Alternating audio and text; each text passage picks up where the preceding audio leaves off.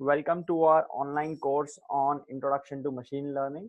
And my name is Mihir Thakkar. For those who haven't been to our previous classes, we at Code Heroku are trying to make world-class computer science and engineering education accessible to billions of students in developing countries. And in our today's class, we are going to focus on one of the very interesting paradigms of machine learning and artificial intelligence, which is called reinforcement learning. I'll tell you in a while why do I think it is so interesting. But let's see what we are going to go over in today's class.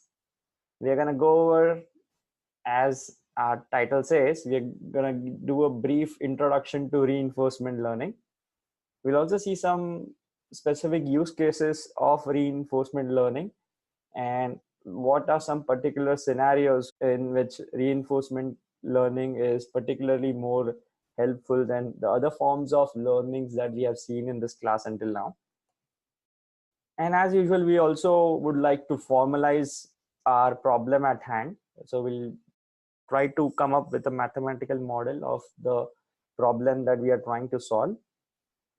And particularly today, we're just going to formalize the problem statement and not try to go into how we will end up solving our model as such, but we'll get started with it so that towards the next class, we have a solid foundation and then we can take it from there. Finally, we just don't want to talk theory. We also want to implement a very famous problem, which is called as multi-arm bandit, which is a case where, let's say you go to a casino which has a slot machine, and that slot machine has many bandits or the handles. So which arm should you pull so that your expected reward from that slot machine or the prize that you win is maximized? So we're going to try solving that in Python. So having said that, let's get started. So this is what we have seen until now, and specifically in our supervised machine learning sections. Whenever we are doing machine learning, we are given a set of inputs, X, and we are also given a set of desired outputs, in this case, Y. And our job as a machine learning engineer is to come up with this mapping function or model of this world so that whenever we have a new set of inputs, we can map them to the desired outputs as well. So all good until the kind of problems that we have seen so far. But now consider a problem case or a real world situation like this one. I have been given a world over here, or let's say it's a room with a robot on it. And in this room, for this robot, because the way the world is set up or the mechanics of the robot itself, whenever the robot tries to go forward, there is only 0.8% chance, or let's say there is 80% chance that it will move forward. Another 10% chance is that it will just bang into the wall over here. And another 10% of the chance is maybe it could come towards this side. And this is how most a real world, if you have done robotics, you would know that the way the slippage of the motor is set up, what ends up having is there is only these actions from your robot are not deterministic. In other words, the real world is stochastic in a sense that our actions do not end up have intended consequences every time. So in this problem scenario over here, given these probabilities, let's say we saw these probabilities, we are fine, and we want to get out of this room, and maybe we want to go in this direction over here. So we say our robot, let's go forward, and our robot moves forward over here. Okay, but as we said, there was some chance that it might end up in the wall over here. So what happens if the robot, we gave an action forward, and because of some reason it ended up in the wall over here, we banged into the wall. So if we were to consider just the supervised learning case, our input in this case was the state over here where we were, we went forward. This is the command that we gave, and we ended up banging into the wall. So my question to you is, should a learning algorithm interpret or learn from this situation that whenever you are in this state over here, don't go forward, otherwise you will bang in? Is that what the interpretation of this should be? Remember, over here, there was 80% chance that you could have gone in the right direction. But because there was some chance that you ended up in the wall, in this particular instance, you crashed in. So should a learning algorithm always interpret that going forward in this state will result in banging in to the wall? Or is it just the sometimes that it could be the case? It is just going to be sometimes, right? In some scenarios, we'll end up crashing into the wall. So what we are saying is, in some cases or in some learning problems, it is not necessary that your actions always have intended consequences, and learning from those consequences is not always fruitful. So what you could have rather done is, once you bang into the wall, you could have checked, where did I actually end up? And from that, you could learn whether to go in that direction or not. So let's say I was over here, right? And let's say, because of the physics of this world, I ended up in this situation over here, which was outside the wall, let's say, or I just banged into the wall. So rather than just saying, whenever you are over here, don't go forward, you could have said that after you bang into the wall, again check where you are now, and then interpret whether going in that direction made sense or not, right? So what we are saying is, rather than always learning from just the output that you got, what you need to also do is check your environment. So what we could do is, once you go forward, you should check and sample your environment again and see what is the state where you are ended up with. So let's say over here, your environment is going to give you the new state and a reward over here. And this reward in this case could be something like, maybe I'm still alive or not. Maybe I have banged into the wall or not, right? So that's what we are saying over here, that in some learning situations, it is not always obvious whether the output that you're giving over here, which is the action, what result it might have is not always obvious. So what you need to do is give your action to the environment, but again, check again. It's almost like having a feedback loop. If you have studied control systems, it might look very familiar to you. So instead of just having an open loop system like we had over here, what you're doing is getting a feedback from environment again. And once you see what the new state is and what the result of that state is, you learn from that instead of just your raw inputs or the states. Does that make sense?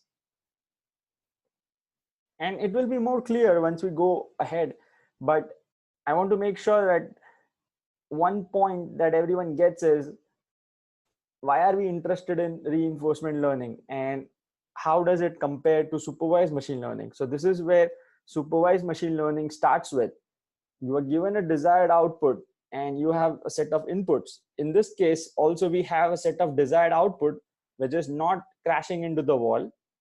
And our input is nothing but our state or our input from sensors. So is it similar to supervised machine learning? Some ways it is, but in a lot of ways it is different as well. It is different because the output of this function over here doesn't always give us the same result.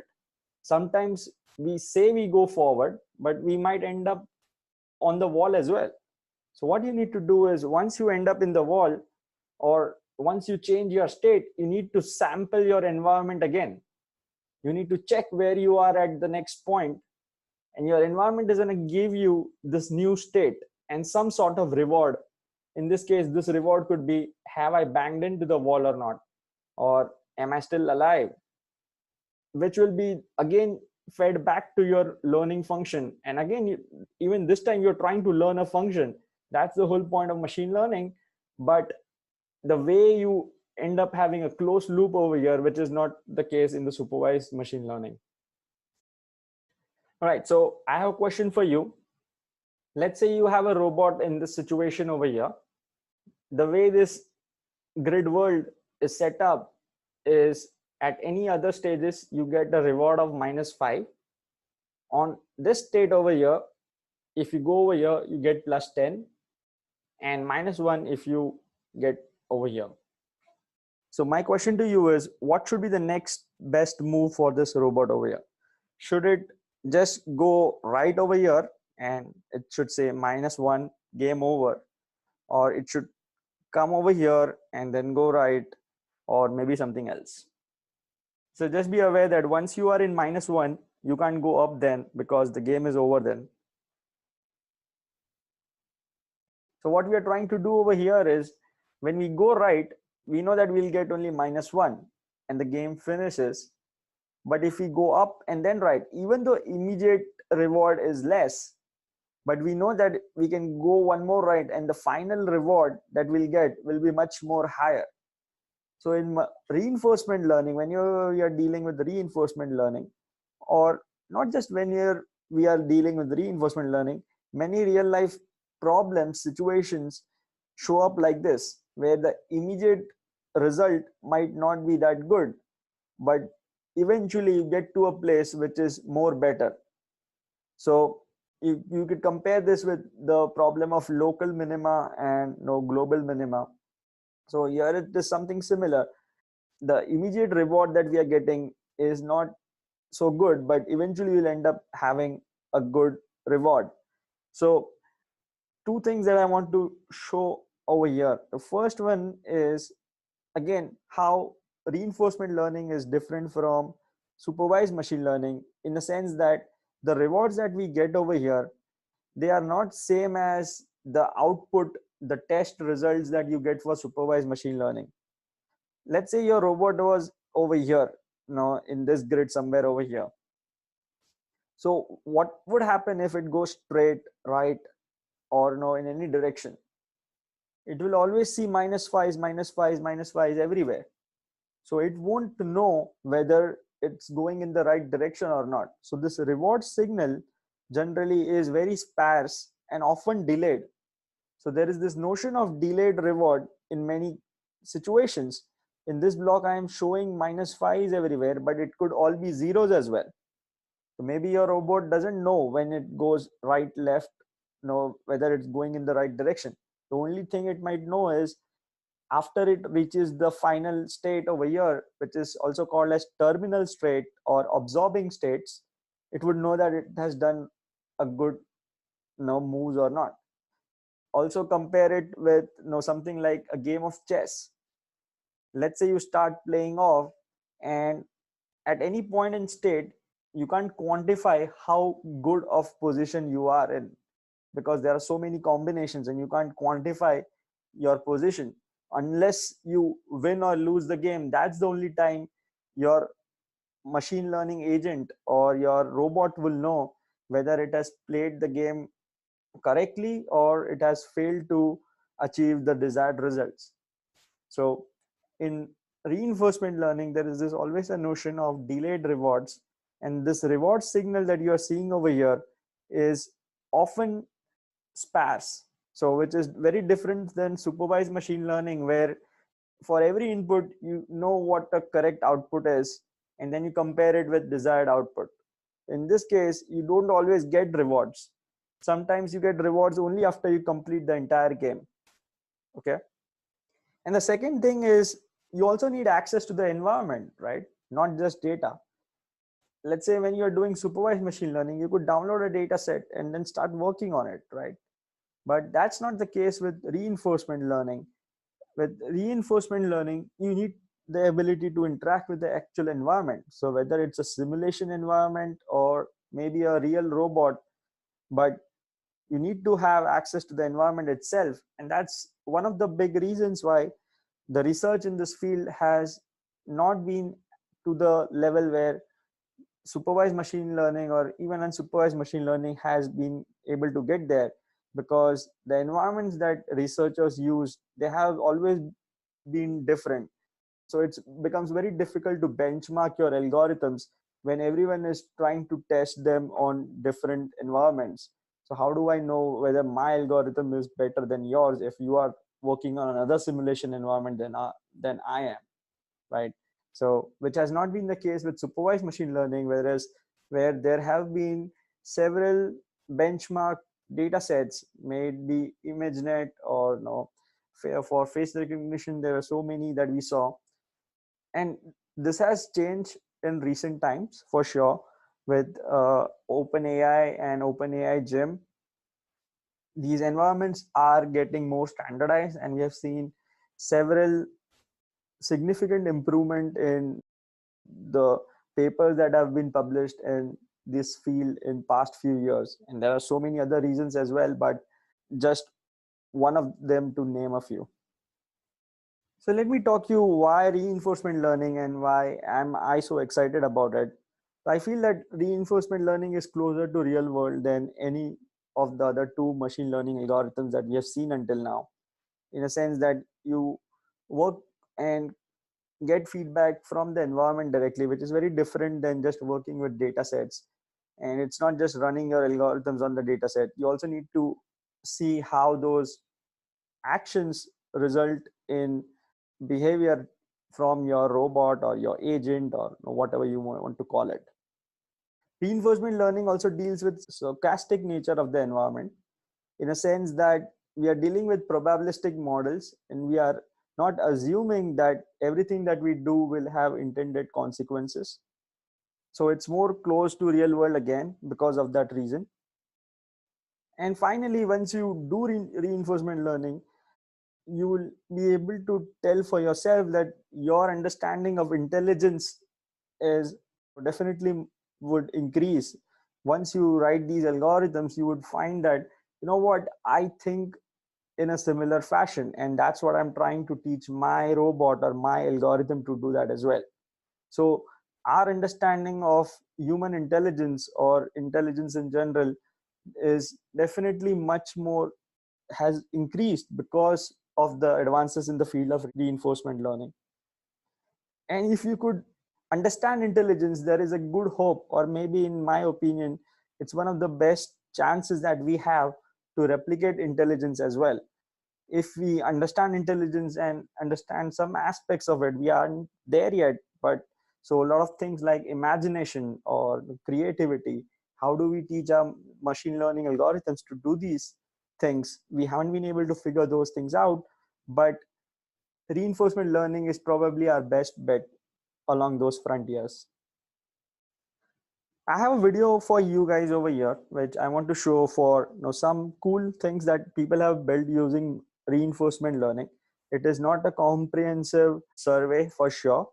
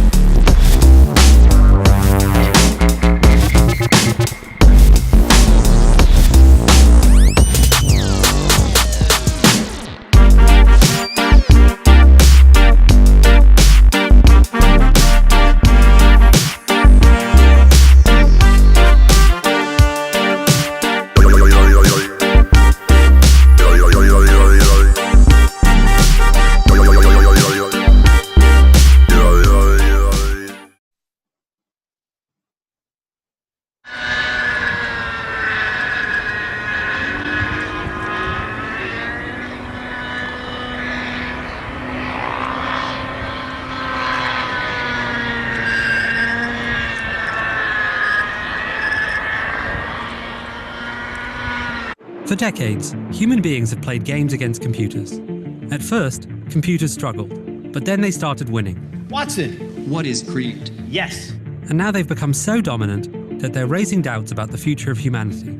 The latest emblem for existential dread is Google's DeepMind project, which created AlphaGo, an AI program that's become unbeatable at the most complex strategy game on the planet. While the game of checkers has 10 to the power of 20 possible outcomes, and a game of chess has 10 to the power of 40 possible outcomes, Go has more than 10 to the power of 80 possible outcomes.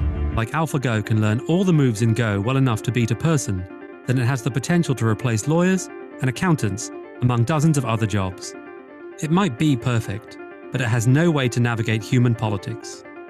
The Chinese government banned the live stream after Zhe lost the first game. 我而言就是对围棋的上帝。阿尔法狗出现之后，可能真的我对人生啊，包括不是仅是围棋啊，对人生啊也有巨大的一个改变和看法。Pretty cool, right? So we saw few cool applications over there, and in recent days, we know that AlphaGo was one of the advances that was made was beating the game of Go, beating a human champion in the game of Go, which was always seen as pinnacle of game AIs, and we have been able to recently accomplish that feat. So that's the reason a lot of people have been excited in this field of machine learning as and artificial intelligence, particularly because of the recent breakthroughs that we have been able to achieve, specifically using deep neural nets and combination of deep neural nets with reinforcement learning.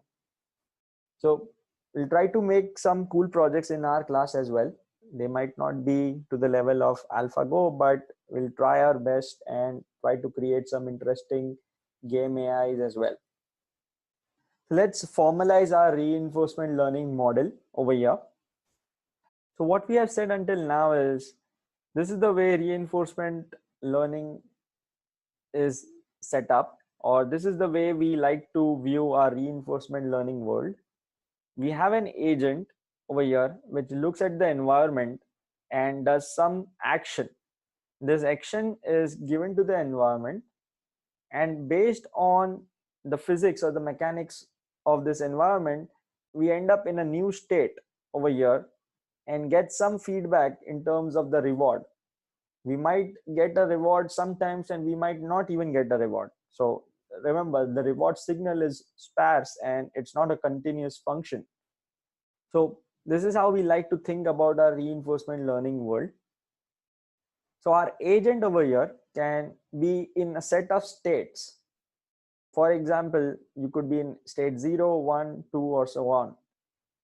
We have been given a set of states S, for which we can take set of actions A0 through AN. And because this environment is probabilistic, or there is a stochasticity to it, there is always a probability of going from state S prime, given that you are in state S and you take an action A. So it's not a deterministic world. And there is always a reward distribution as well, because you won't get reward every time as well. So given you are in state S and you take an action A, what is the probability of getting a reward? So combining these set of parameters is what will result in building our formulation of our problem for reinforcement learning.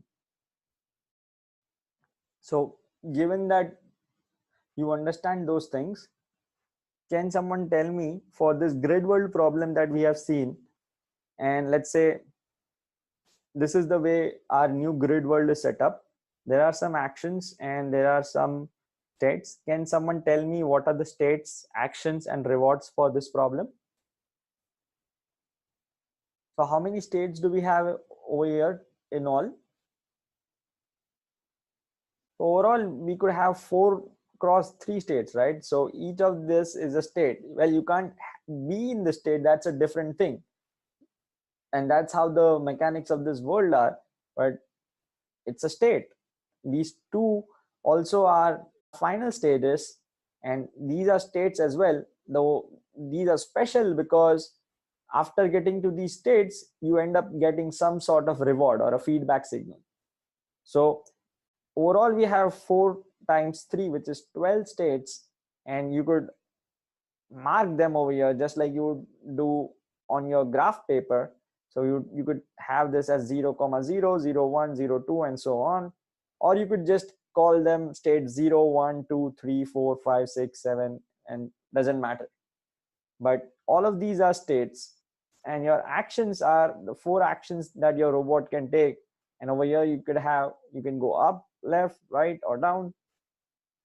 And your reward signals, that in this state you get reward as +1 and -1 are your 2 rewards. Okay, so let's do one more. So this is a walking robot simulation from OpenAI Gym, and this robot is trying to walk. It has some sort of laser sensor over here, and now maybe it could get its acceleration, the angle at which it is moving from the sensors. And can you tell me what are the states, what are the actions, and what are the rewards that you can think of? Again, there is no right answer to this. If you were to design the system, what would you take? Your eventual goal is to be able to walk on this terrain over here. So let me tell you what I would use over here.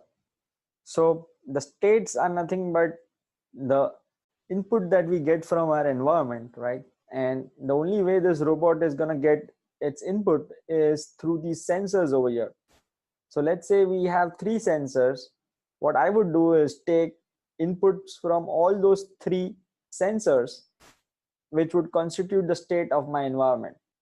Remember that my robot doesn't see this entire picture. It only sees what it can get from the sensors.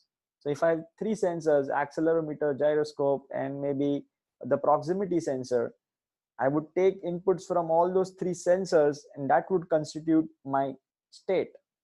Okay, make sense? What are the actions?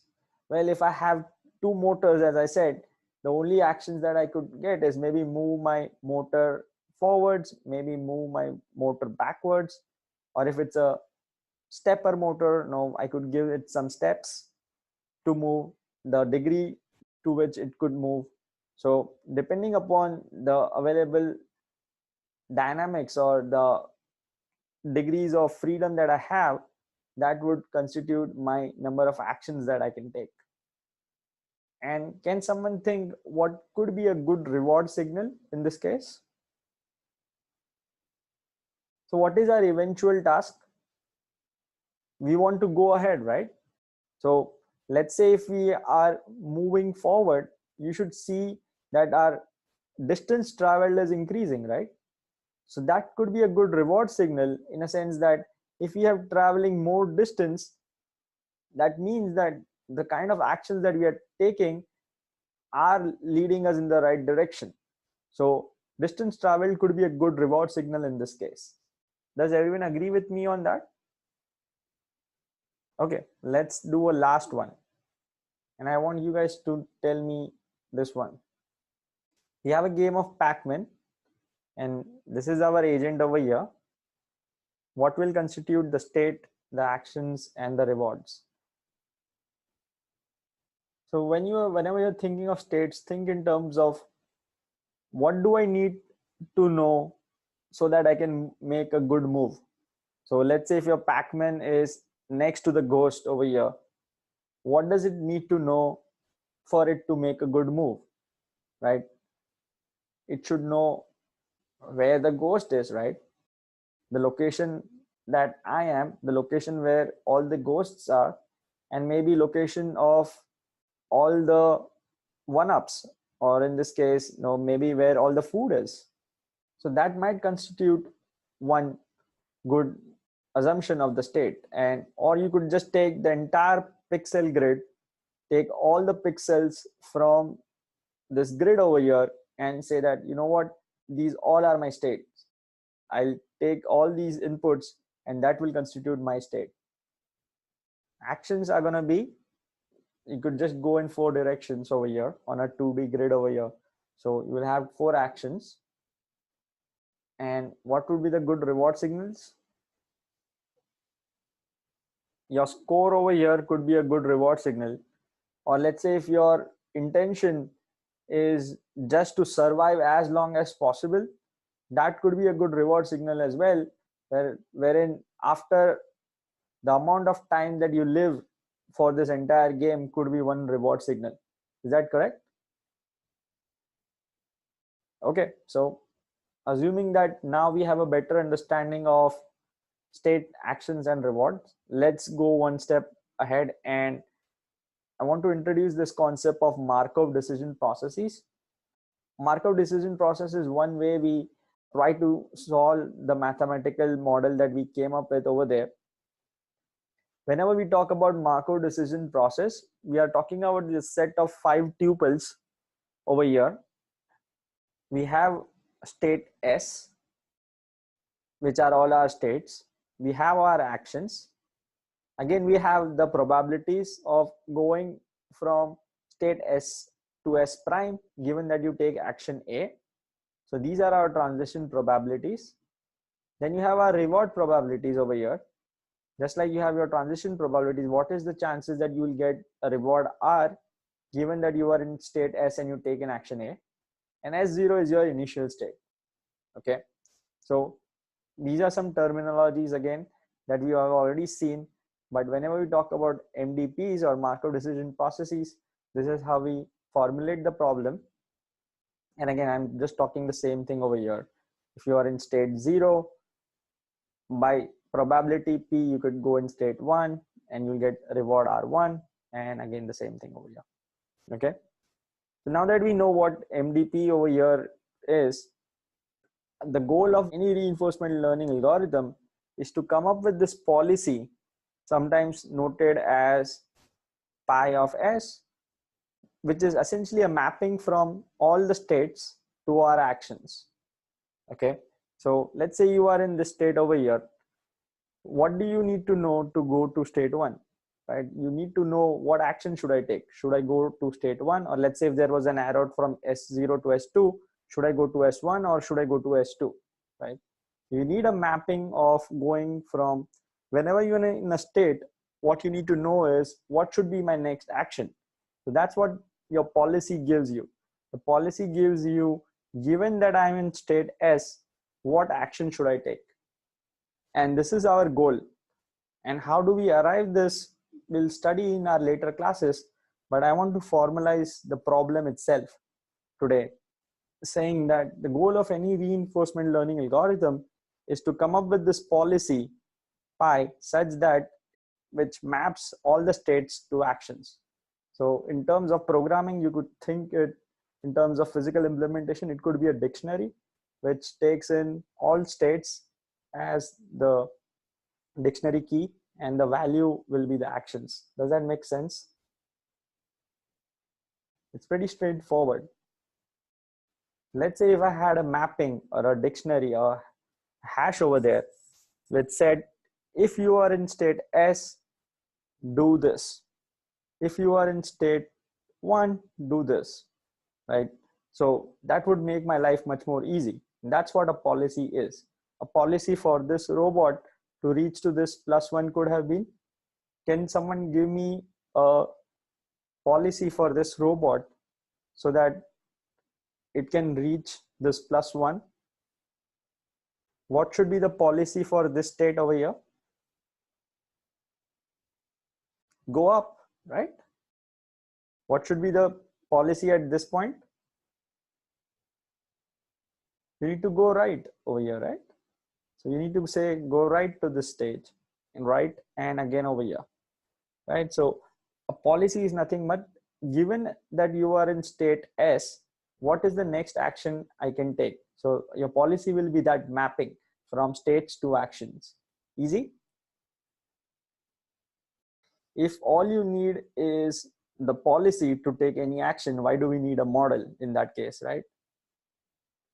Let's say if I have a way to come up with policy, do I need model of the world? And in this case, the model of the world, to be more precise, are going to be the probability distributions. So whenever we talk in terms of reinforcement learning, these two things over here, the transition probabilities and these reward probabilities, is what constitutes the model in our world. Okay, so this is the model, combination of transition probabilities and reward probabilities. We already know the states because we design them. We know the actions, we know what actions we can take. The rest thing, the remaining part that we don't know over here is this two probabilities over here. So if we know this, we know what the world how the world functions, which is not so easy to derive, or no, it is not easy to get these two probabilities. But if, let's say, if someone gave you this, there is nothing to learn. It's a planning problem then. There is no reinforcement learning if you have both of these probabilities.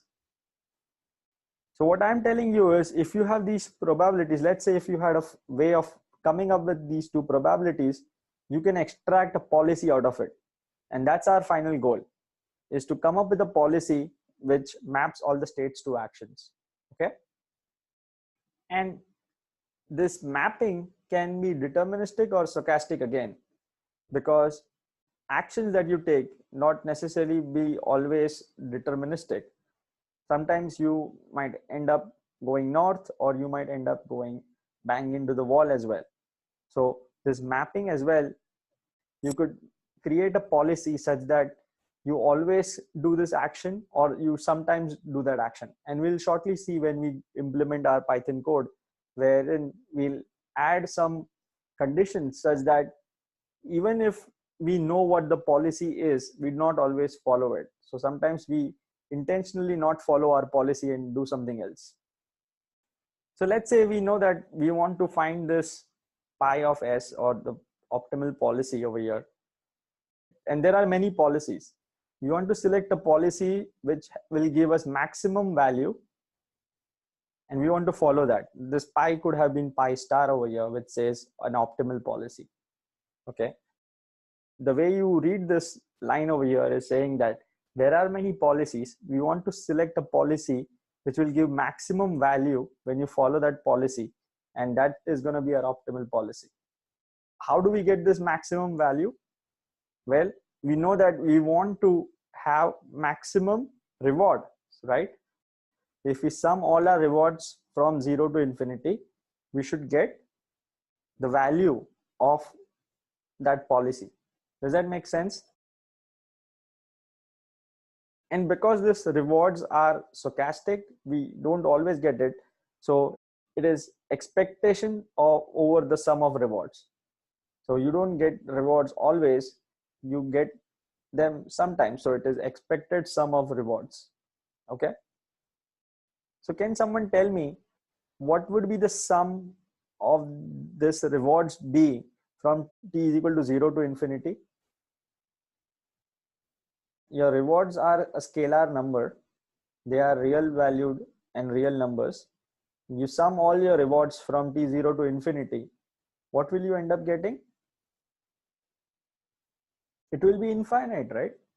Even if you take a small reward and you keep adding them for the rest of your time, this expression over here is not bounded. We need to bound that expression somehow, so that whenever we keep adding those rewards together, we don't end up running out of memory, or we don't end up going until infinity. So that's the reason I'm introducing a new factor over here, which is gamma. And this gamma is what we call as the discount factor, which is always between 0 to 1. So let's say you have gamma of 0.9 over here. So what that will do is your future rewards are going to be less valued than your current rewards. Let's say gamma raised to 0 over here. So this should have been gamma raised to n or something like that. So what would happen is, for your first iteration, your gamma will be 1. So eventually what would happen is you'll just get the reward. And as you keep adding this series together, your gamma will keep on, the value of this expression will keep on reducing. So eventually you will end up converging, and not only you will converge, what you're saying is your future rewards are less valuable than your current rewards. let's say if someone is offering you 100 rupees today versus the same 100 rupees 1 year later, would the 100 rupees today be more valuable or 100 rupees 1 year in future?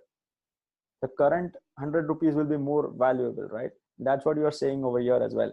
By having a gamma between 0 and 1, let's say if you take gamma as 0.9, what you're saying is as you go on increasing this time, the future rewards are less valuable than current rewards. Does that make sense? Right, so let's get to our programming assignment for today. We are going to solve the multi-arm bandit problem. Problem over here is you are given a slot machine which has multiple handles, and your task, the agent has to pull this levers over here so that it gets maximum rewards. Amount of money that you get is maximized. So how do you solve this? And the reward distribution over here is unknown, so we don't know how these machines are behaving, right? So based on our experience, we need to pull the levers in a way that we get maximum rewards. We are doing a simplified case of this multi-arm bandit problem, and all our actions have deterministic consequences, which is not always the case when we are going to solve much more advanced problems going ahead. So in this case, all our actions have intended consequences, and our objective will be to find a sequence of action which will maximize the reward. Okay, so let's go ahead and start doing this. Let's set up the Python files for this, and then we'll come back to the algorithm that we are going to use to do that. I'm going to paste this link over here. So guys, go ahead, download this file. So you can download it. So I'm going to go to my downloads over here. Just move it to your desktop or somewhere else where you want to work with. So I have it over here, and then make sure you extract it. Okay, so I'm going to say extract all, extracted, and get it over here. You don't need this folder. And guys, let me make sure I tell you this. So what we said over here was, this is the problem that a reinforcement learning algorithm tries to solve. And how do you solve this problem is something that will be part of our later discussions. But at least I wanted to reach to a point where you guys know what is the mathematical model of the problem that we are trying to solve over here. It's almost like trying to reach to a point where you have that equation of the error function like we were doing in supervised machine learning. So once you have that equation, you could apply gradient descent or what else, and then try to get to a solution for that problem. So that's what I did over here as well. We are reaching to a point where we have formalized the problem in a way that now we know what do we want to maximize. This is the sum of expected, and this is what our objective is, to maximize the discounted sum of our expected rewards. Okay, so let's open up these files. I'm gonna open the play.py file. Let me close this one. You can open the environment.py and agents.py as well. So environments.py file, we are not gonna work on it. This is the environment that has been given to us, and it's pretty straightforward. There is not much complication in there. The only method that we have in our environment is try arm. So you can give it the arm number, and you could try that arm of that casino slot machine. And over here, we are just initializing the parameters of that environment. Then over here in the play.py file is where we are going to write our code to play on that machine. And agents.py file is also the one that we need to write some code over here, which will help us get maximum reward on that machine. Okay, And guys, you must have seen that suddenly in reinforcement learning, we are doing object-oriented programming over here.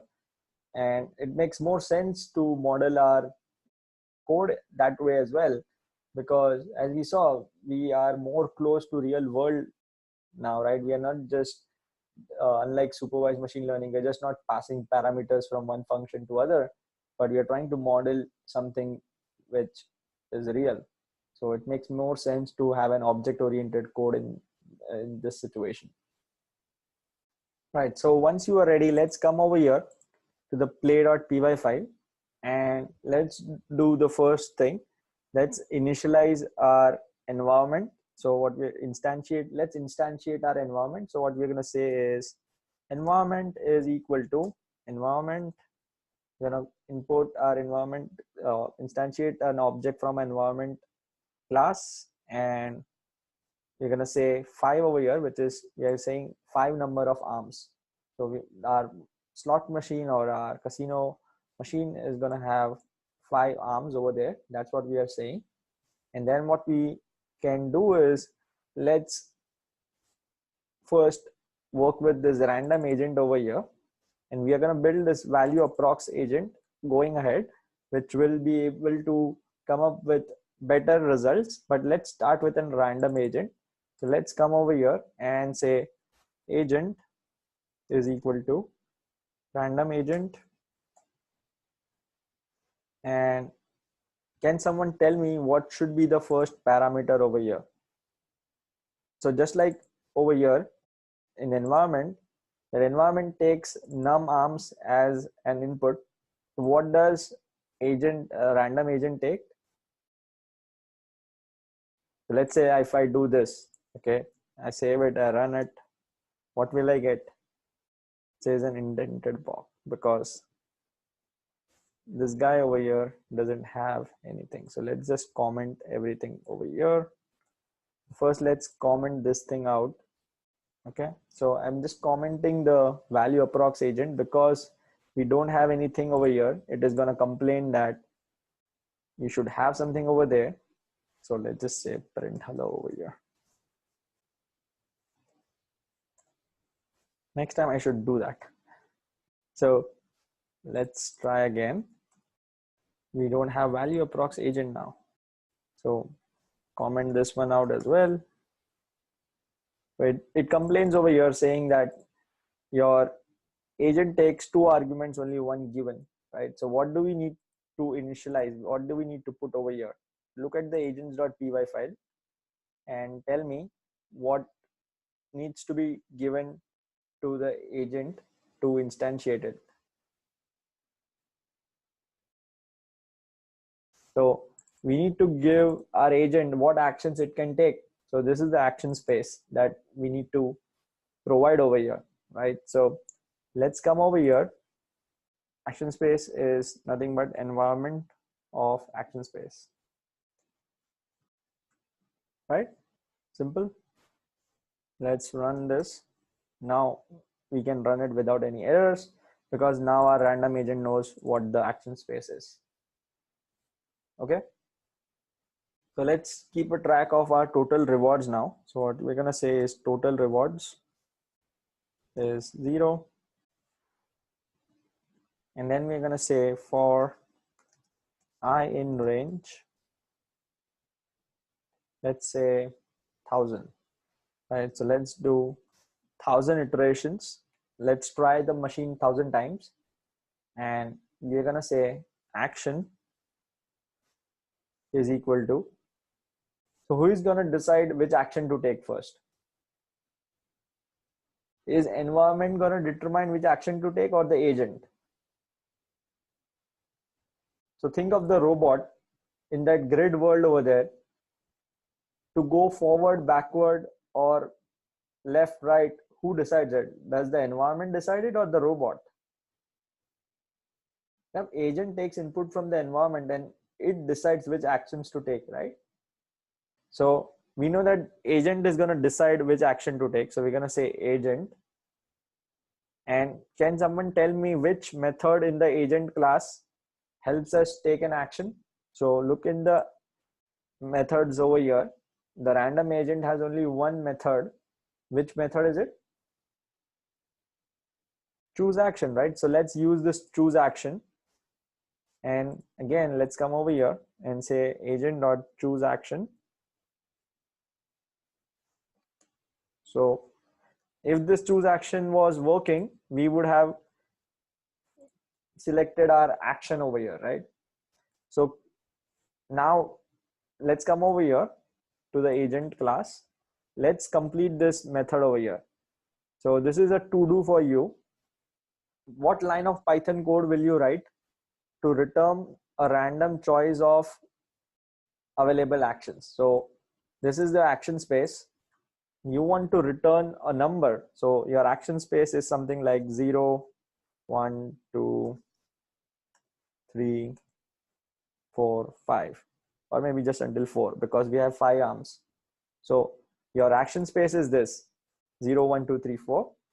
Now, can someone tell me, for a random agent, you want to return a random action, and I want you to use NumPy.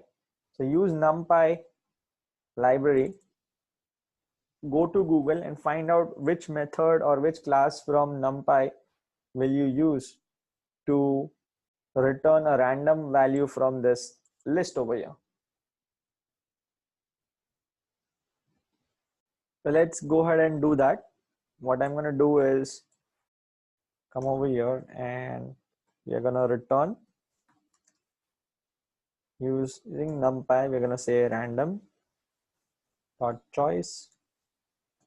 And where is our action space? It is in self dot action space, right? So we are just going to choose a random action from self dot action space. Easy. Save it. So let's come over here. So now we have got the action. So once we have got the action, what you need to do is try that action on the environment, right? So we are going to say environment dot, which method from environment will you use to try that action on that environment? So again, go to your environment class over here. Which method will you use? There is only one method over there. Can someone tell me which method, what is the name of the method that we are going to use to try that action on that environment? Yep, simple over there. That's tryArm. So we're going to say tryArm action. Save it. And again, this tryArm method over here, what it does is returns a reward 1 or 0, depending on some conditions. We don't care about, we don't know what those conditions are, but seems like it returns the reward over here, right? Either 1 or 0. So let's capture that reward as well. So after trying this action, what you want to say is reward is equal to environment.tryArm, right? So we'll capture that reward. Let's add that reward to the total reward. So what you could say is total rewards plus equals to reward. So we are keeping a track of how much rewards are we getting. So let's print this thing out. Let's say print total rewards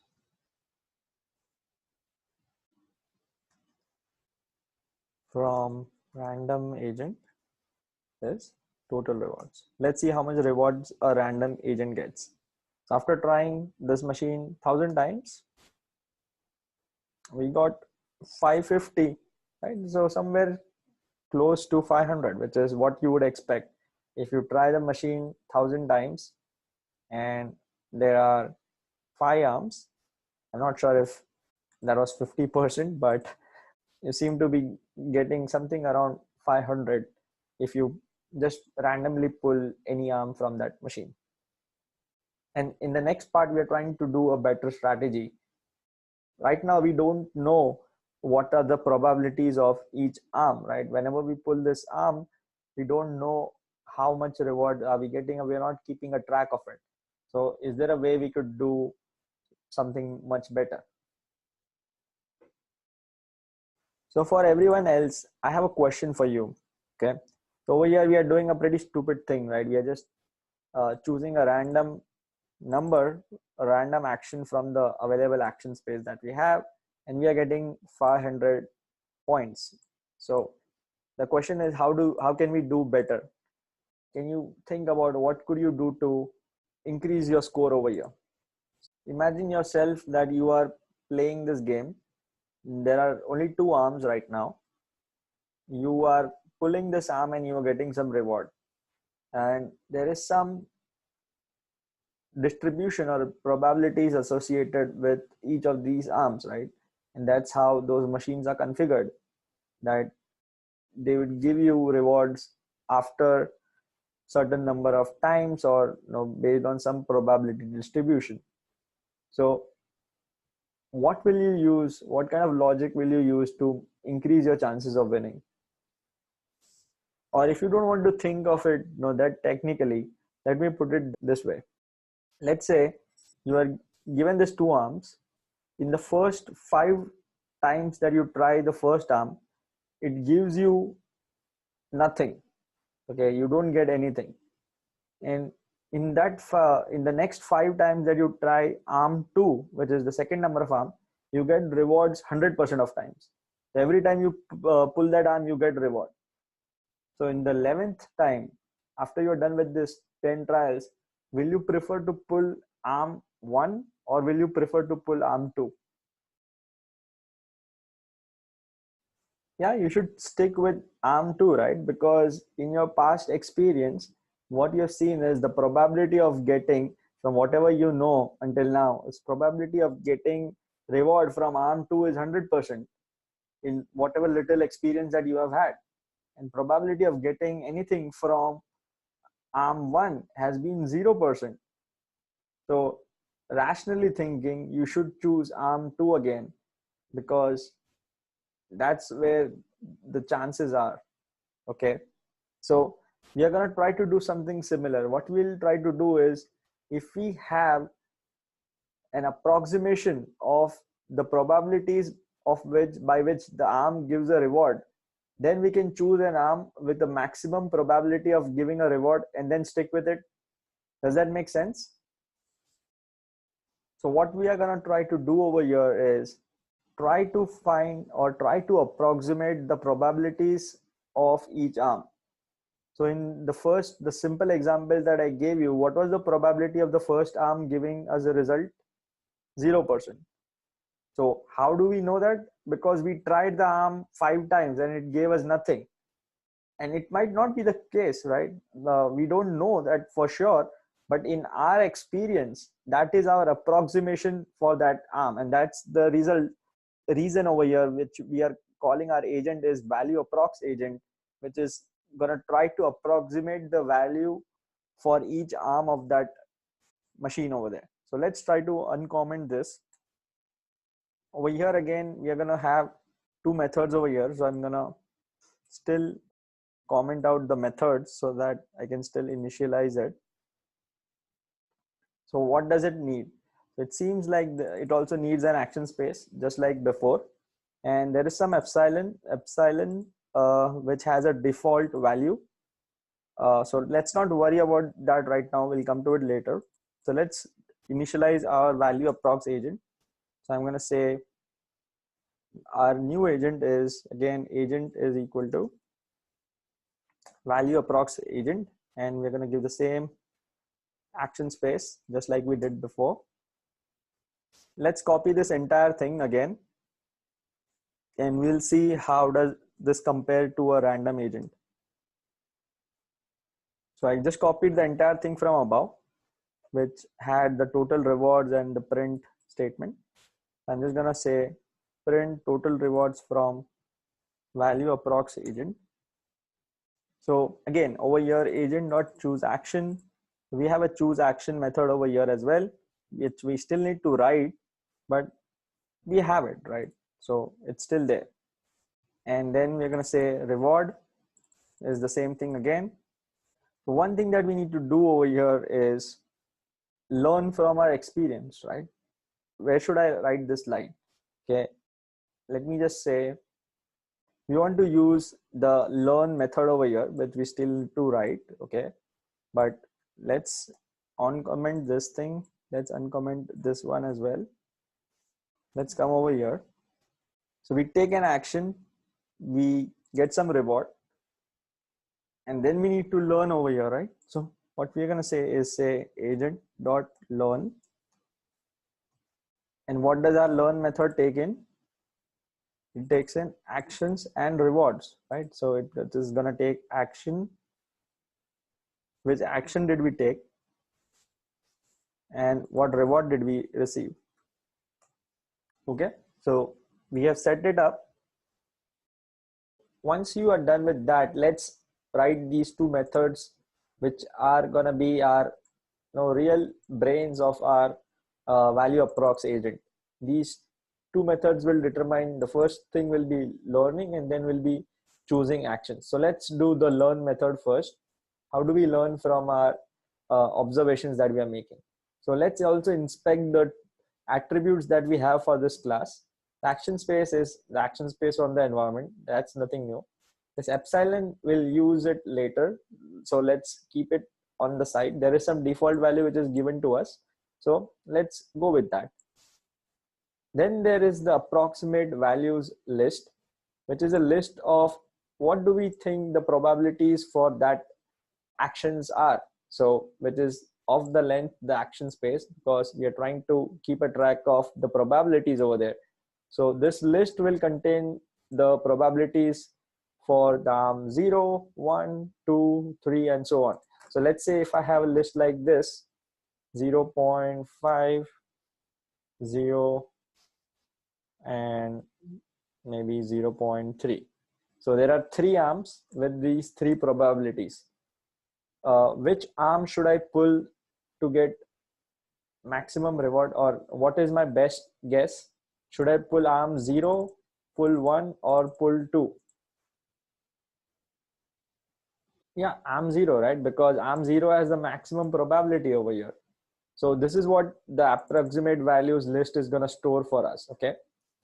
And then over here, we are just keeping a track of the count of observations. So let's say for arm 0, we have had, let's say, 100 observations. So this will have 100. Let's say for arm 1, we had only 2 observations. So this will have 2. Let's say for arm 3, we had again 3. So, and so on. So this is what the observation count list is going to store. It will keep a track of how much we have tried each arm. Okay, easy. So let's go over here, go to learn. The first thing that we want to do is increment our observation count array or list over here, because we want to keep a track of how many times we have done this. So let's say self dot observation count, and we want to say for which action. So over here, this will be an integer which will be coming, or a number which will come over here. So it will be either action 0, 1, 2, and so on. So we are going to say observation count of that action. We want to increment it by 1. So we are just going to say plus equals to 1. Okay. So we are just going to increment that value by 1. The next thing that we want to do is, let me come back over here and let me give you an intuition on how we are going to approximate the values.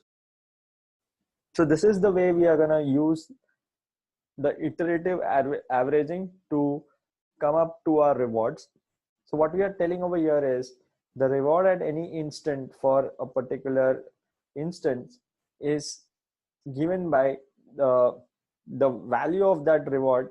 In that case, the probabilities will be equal to my current estimate of the probability plus the current observation that I'm getting, the current reward that I'm seeing, minus the previous observation or my previous track record that I'm keeping, and I'm going to average it over for n observations. So it might be a little counterintuitive, or it might not be very obvious, because I haven't gone in and derived this equation over here, and I'm just giving it to you. But what I'm telling over here is I'm trying to iteratively average or not trying to reach the real value of this handle. So let's say we are over here. Let's say the probabilities for the first arm is say 0, and then maybe 0, 0, and so on. Okay, so everything is 0 when we start. So let's say I try the first arm and I get a reward. So I get 1 over here. As soon as I pull the first arm, I get a reward.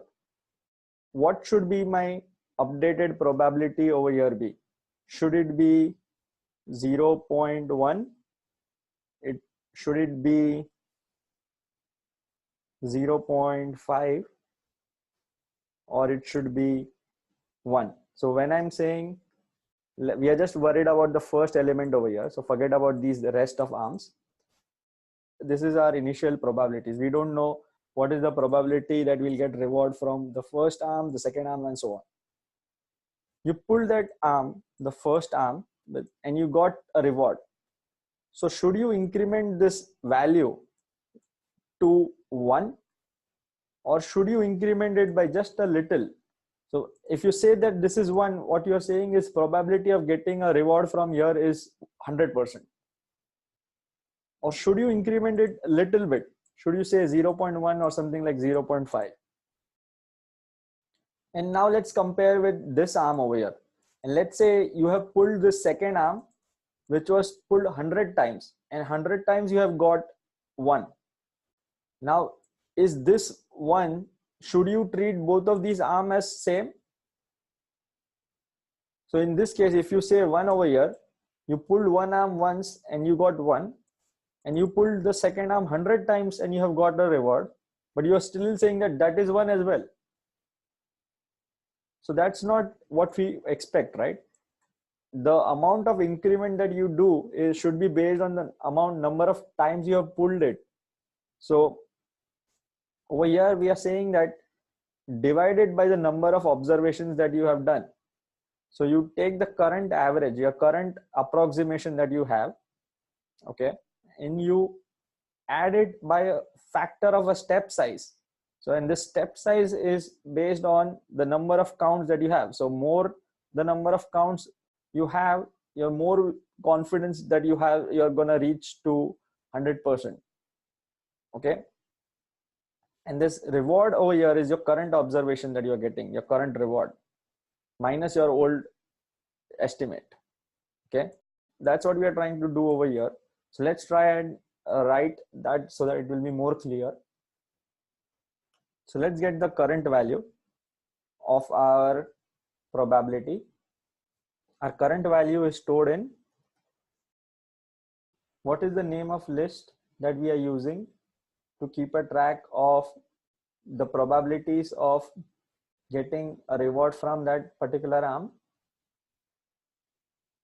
Yep, approximate values, right? So we're going to get the current value from self.approx values, and we'll give action over here again because we want to get for that particular action.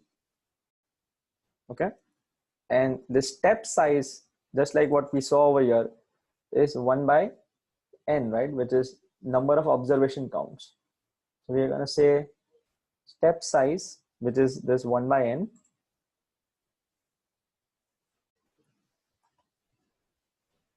is 1 by n. I'm just using a decimal point over here so that I get a floating point value. And if you're using Python 3, you don't have to worry about it. And the number of times we are keeping a track of over here, right? So we are going to keep a track in the observation count. So we're going to say self.observation counts of that action. Right? So this will give me how many times I have pulled that handle, and I'm just taking an inverse of that, which will give me the step size. Then we want to update our self.approximate values or for that action. Right, so we want to say current value plus step size times the new value that we have got, the new reward that we are getting, minus our old approximation. right? So this is what we are saying in the using this equation over here. We are trying to iteratively increase this, go to this one. So if say you are given, you pull this arm 100 times or 1000 times, and every time it is given you one, you will slowly go from 0 to 1. Okay, your probability will go increase slowly from 0 to 1. So that's what your step size is doing. You're iteratively increasing your current value based on how many times you have pulled your arm. Does that make sense? So once we are done with that, the only thing left is to choose an action based on the approximate values that we have, right? So you guys already did this. So you said that if you have 0.5, 0. Maybe 0 and 0.3, you would choose action 0, right? So how do you tell your program to do that as well? So to give you a hint, you will use NumPy and look this up quickly. Which method from NumPy will you use to return index of the highest value of this array over here, right? Because if you have 0.5, you want to return index 0. If this is greater, you want to return index 1. If you want to return this element, you will return index 3, right? So in this case, we want to return index of the highest element. So which method from NumPy will you use to return the index of the highest element of that array? Yep, we can use argmax, right? So let's try to use that. Let's say return np.argmax, and based on which list are we storing all our probabilities? Argmax of what? Self dot approx values, right? So this is where we are storing our approximations. We want to return the handle index of which has the highest approximated value, or which we think has the highest probability of giving us the rewards, right? Save this. Let's come over here in the play.py file. Let's try to run this and see if it works. Or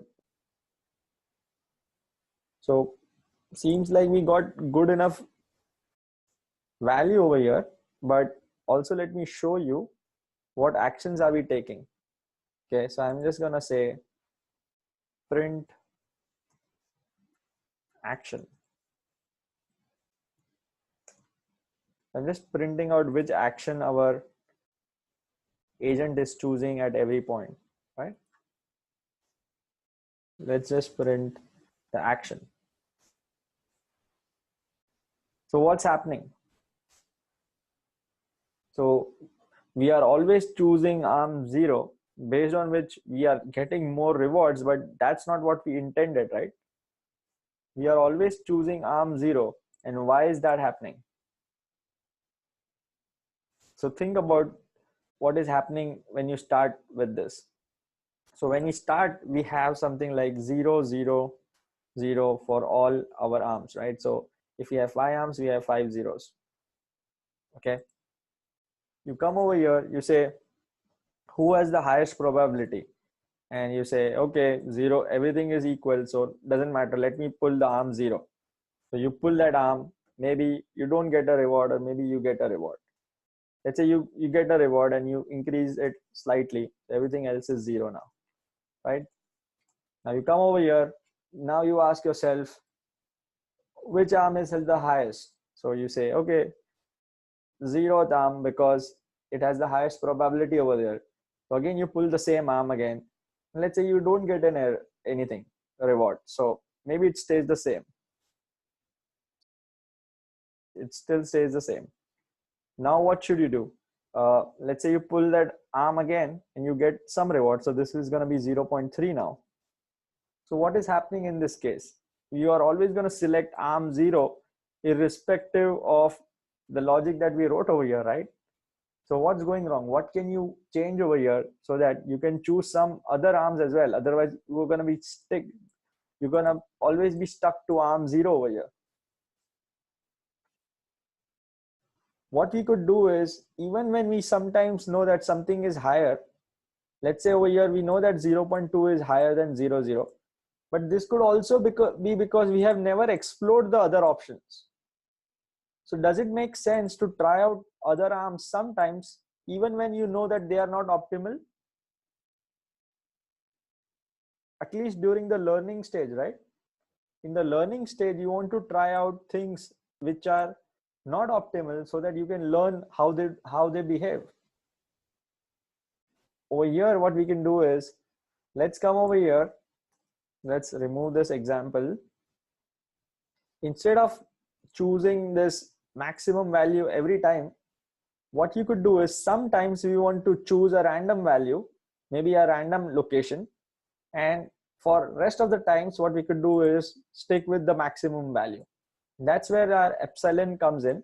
This epsilon is going to determine how much you are going to try to explore your environment, or you're going to try out different things. So it's like, just like even when you know what career path to take, sometimes you might choose to try out something else. Maybe on a weekend you want to be a cook, or even though you know that you're not going to be an expert chef, but you want to try that out, right? So that's what your epsilon is doing over here. It's determining the character of your agent over there, which is going to eventually determine how much you try out different things. So that's what we are going to say in the choose action. Instead of just always returning the maximum value, let's say this. We're going to say, if numpy dot random dot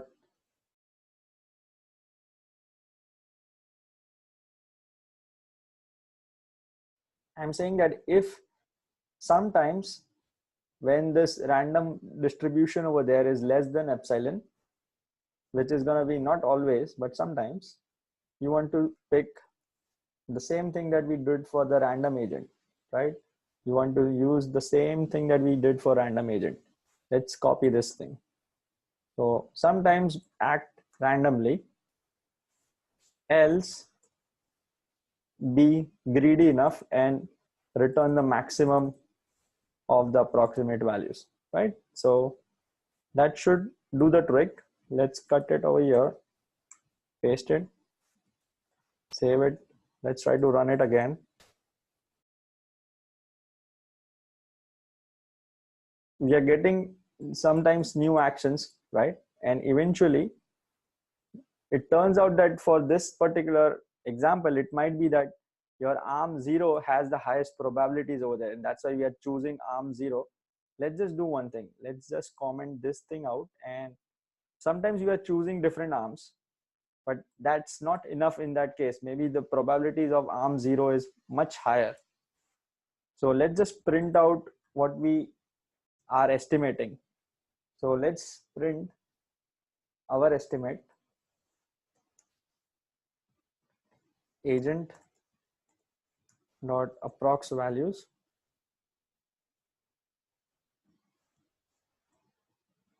So this is our approximations, and I'm also going to print out side by side environment dot probabilities. If these two are the same, then we know that we have been able to approximate the values correctly. Or if there is a vast difference, we know that there is something wrong. Let's print this. So this is what we are saying. The probabilities of getting the reward from the 0th handle was 84%, and I did not decide it, right? We have a random environment which is picking up random numbers for us, and in this case what we are saying is our environment had given 84% of chance to arm 0, and that's why we saw that when you printed out arm 0, we were choosing arm 0 because the environment, the way the environment is set up, it is giving 84% chances to arm 0, 75 to 1, 42, and so on. And these are our approximations. So we are saying that with 83% of chance, we think that arm 0 is going to give us maximum rewards, and which is true, right? And we never actually went from 0 and 1 to others because it seems like most of the times we'll be stuck on these two arms, and that's why we have been able to approximate these two properly, and the others are a little bit off over there. Okay, so thank you for coming, and I hope you had a good time in our class today.